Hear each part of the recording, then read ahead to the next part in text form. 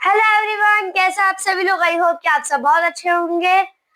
And आज मैं आप लोगों को एक पोएम बताने वाली हूँ। एक्चुअली वीडियो 10th क्लास वालों के लिए है और हमारी पोएम है फायर एंड आइस। तो मैं आपको छोटी समरी में एक्सप्लेन भी करूंगी और उसके कीवर्ड्स, वर्ड मीनिंग्स और क्वेश्चन आंसर ही बताऊंगी। So let's get started. Sorry for a disturbance. Yeah. Now मैं आपको इसकी एक शॉर्ट समरी बताती हूँ। Fire represent desire, greed and angry that can destroy the world quickly. Fire represents desire, greed and angry that can destroy the world quickly. Fire लालची, गुस्सा और तेज इच्छा को दिखाती है,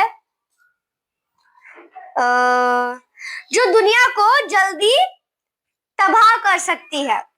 फायर रिप्रेजेंटेटिव, यस, फायर लालच, गुस्सा और तेज इच्छा दिखाती है, जो दुनिया को तबाह कर सकती है।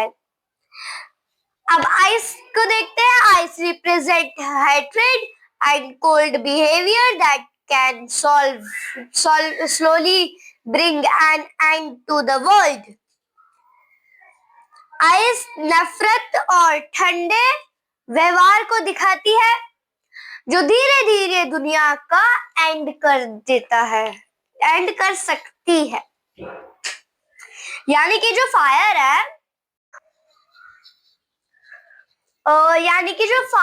आपकी, वह आपको रिप्रेजेंट करती है लालच, गुस्सा और तेज इच्छा, जो दुनिया को तबाह कर सकती है। और आइस आपको रिप्रेजेंट करती है नफरत और ठंडे व्यवहार, जो दुनिया का एंड कर सकते हैं। फायर दुनिया को तबाह कर सकती है और आइस एंड कर सकती है दुनिया को। अब हम लोग कीवर्ड्स, वर्ड मीनिंग और इम्पोर्टेंट क्वेश्चन देखेंगे और मैं आपको कुछ बोर्ड्स के इम्पोर्टेंट पॉइंट्स भी बताऊंगी। तो फिर चलिए आगे बढ़ते हैं।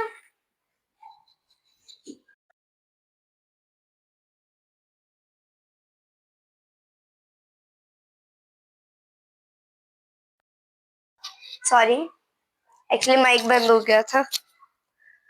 अब हम लोग देखेंगे कीवर्ड्स। पहला है फायर। एक्चुअली थोड़ा छोटा छोटा लिखा है बट कोई बात नहीं, समझ आ रहा है। फायर मतलब तेज इमोशन जो डिस्ट्रैक्शन करते हैं, वो इमोशन जो आपको डिस्ट्रैक्ट करते हैं उनको कहते हैं फायर। सेकेंड इज आइस, ठंडे इमोशंस जो धीरे धीरे हार्म करते हैं,